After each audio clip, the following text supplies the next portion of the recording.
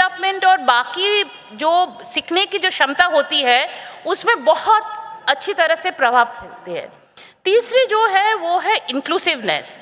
जो separate toilets वो तो है गर्ल्स के लिए, एक बहुत सारे बहुत अच्छे इंक्लूसिव प्रोग्राम है, बट बहुत सारे स्कूल में अभी तक डिसेबिलिटी फ्रेंडली टॉयलेट्स नहीं हैं। तो ये अगर जो मापदंड जो घटक जो है ये अगर रेगुलर फॉलो हो तो ये बहुत सारे चीज़ें स्कूल में दिखने जाएगा और ये सभी फाइनली बच्चे की लर्निंग आउटकम और बच्चे की क्वालिटी एजुकेशन के ऊपर डायरेक्ट इम्पैक्ट आएंगे। मैं आज की पूरे जो सुबह से जो बात हो रही थी बार बार आपके साथ ये शेयर हो रही थी कि अभी आज के दिन पे 26 विद्यालय की ये पुरस्कार मिले हैं, लेकिन ये अगर एक लगातार प्रक्रिया चले तो बहुत और भी जितने सारे स्कूल, सभी स्कूल धीरे धीरे इस मापदंड घटक में अलाइन हो और इसको प्रैक्टिस करें और 2023 में हम लोग हो सकता है 100-150 स्कूल के साथ ये डिस्ट्रीब्यूशन की प्राइस की फंक्शन कर रहे हैं। Thank you very much.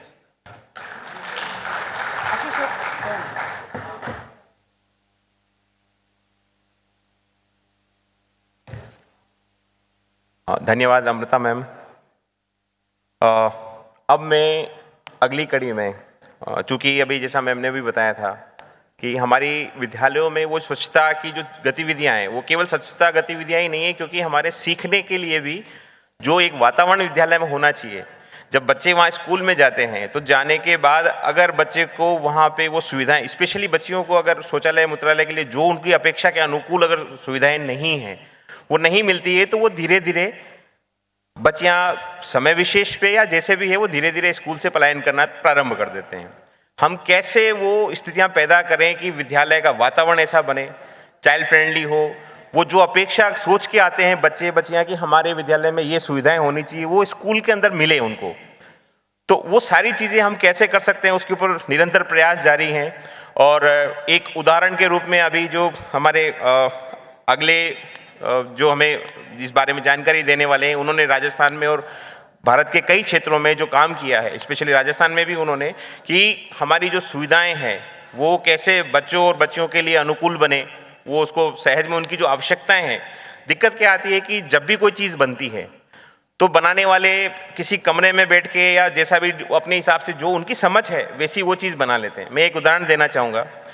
अगर हम मकान बना रहे हैं, एक सामान्य मैं अगर मकान बना रहा हूँ तो ठीक है, मैं एक इंजीनियर से डिस्कस करूंगा कि मुझे 4 कमरे चाहिए, एक उसमें अटैच लेट बाथ चाहिए, एक लॉन में उसका बाउंड्री बना के इस प्रकार से गार्डन बना दो, उसमें ये किचन बना दो, ये सारी चीज़ें।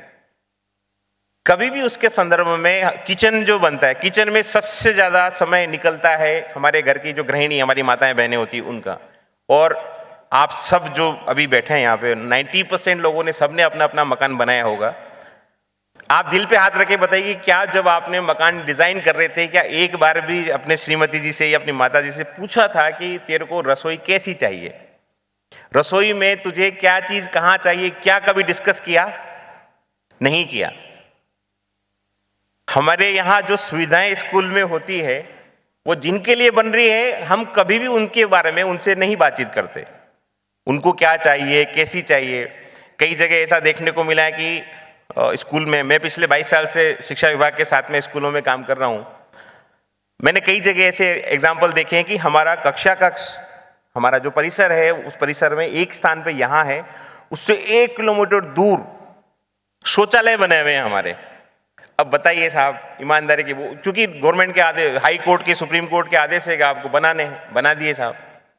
लेकिन अगर किसी को जरूरत हुई, किसी बच्चे को या बच्ची को बारिश आ रही है, कौन जाएगा वहां तक? और बारिश छोड़ो, सामान्य दिनों के अंदर भी जब बच्चे, हमारे छोटे बच्चे, उनकी स्थिति क्या होती है आप जानते हैं, जोर से वो तब उठते हैं जब उनकी स्थिति ऐसी हो गई कि अब तो रुका नहीं जाएगा। उस समय में गुरुजी जाऊं और भाग के और कुछ नहीं मिला तो साइड में कहीं भी अपना निवृत्त होकर आ जाएगा। ये सिचुएशन है। तो अगर वो सुविधाएं ऐसी हो, सहज हो, सरल हो, जहां तक वो पहुंच उनकी सुनिश्चित हो सके, उसके ऊपर मैं ज्यादा बात ना करते हुए मैं हमारे अगले कबीर जी सर को निवेदन करूंगा कि कृपया आके आप सदन का मार्गदर्शन करें, कैसे हमारी सुविधाएं विद्यालय की चाइल्ड फ्रेंडली हो, क्लाइमेट रिस्पॉन्सिव हो, वातावरण के अनुकूल हो और सभी बच्चे बच्चियां उसको आनंद से उसको उपयोग ले सकें। कबीर सर।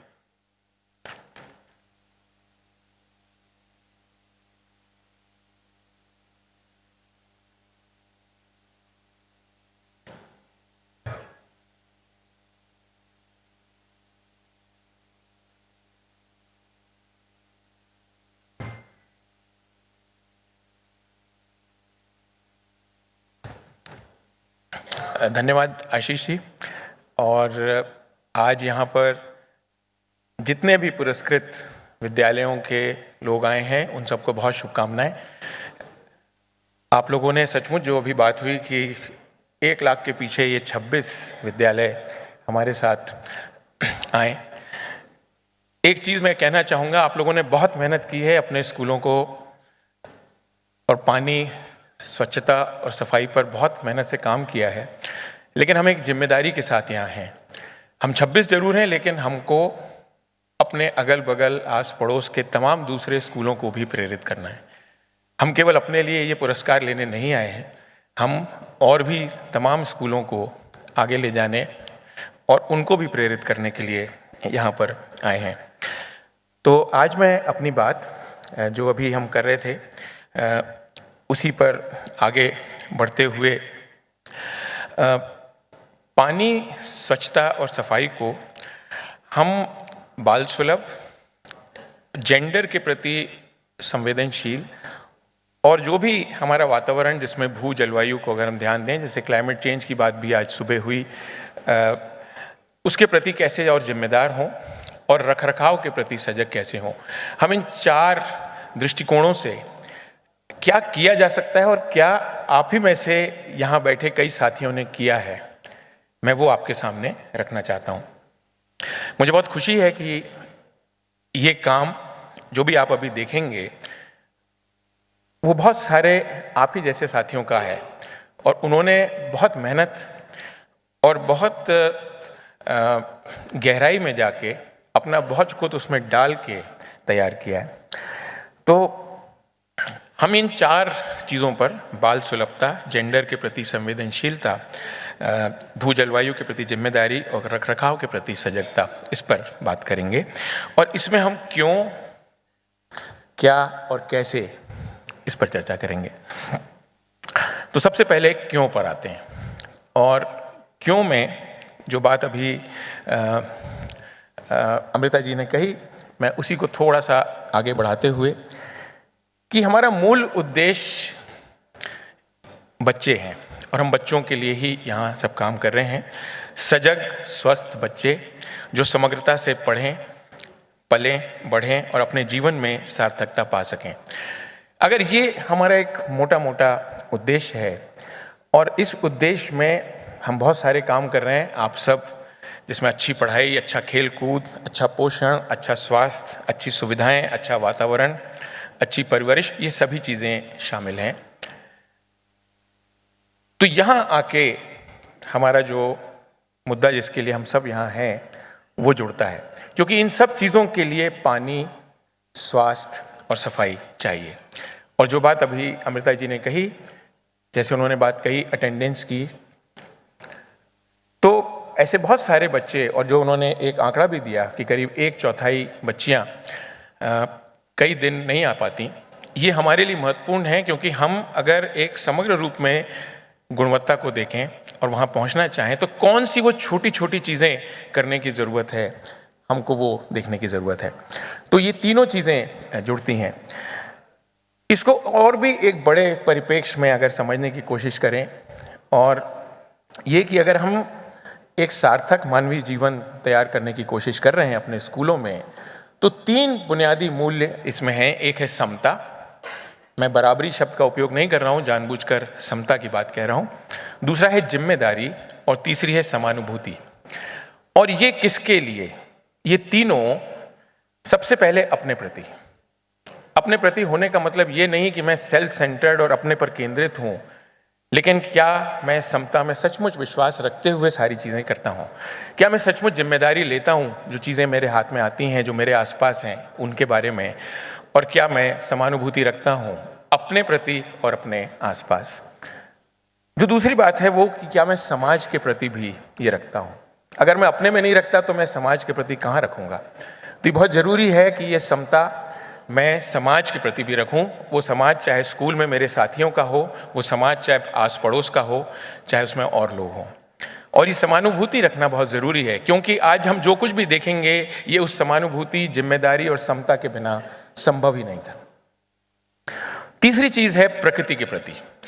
और प्रकृति के प्रति इसलिए क्योंकि हम सब उसी का हिस्सा हैं और हमें इसको बिल्कुल नहीं भूलना चाहिए कि हम जैसे ही कोई भी काम करते हैं, चाहे हम यहाँ बैठ के चाय पी रहे हों, चाहे हम गाड़ी से कहीं जा रहे हों, चाहे हम सांस ले रहे हों, हम प्रकृति का कोई ना कोई संसाधन उपयोग में ले रहे हैं, हम उसका कोई ना कोई दोहन कर ही रहे हैं। तो बहुत ज़रूरी है कि हम इस जिम्मेदारी को जानते समझते हुए आगे बढ़ें। तो यहाँ पर ये जो 3-4 बातें मैंने अभी शुरुआत में कहीं, बाल सुलभता सबसे पहले ये आती है। उसके साथ साथ जेंडर के प्रति संवेदनशील, कि क्या हम जो भी लिंग, जो भी जेंडर हमारे साथ हैं उनके प्रति संवेदनशील हैं, और साथ ही क्या हम भू जलवायु के प्रति एक जिम्मेदारी बरत रहे हैं जो भी काम हम कर रहे हैं उसमें। तो आप सबको जो पुरस्कार मिला है वो दरअसल इन सब पर भी कुछ ना कुछ काम करने के कारण मिला है। और ये सब अगर हम कर भी रहे हैं लेकिन इसको हम ठीक से चला नहीं पाए, यानी अगर हम इसके रखरखाव के प्रति सजग नहीं हैं तो काम नहीं बनेगा।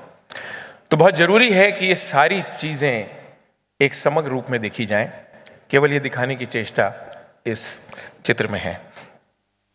हम आगे चलते हैं और अब क्या पर आते हैं।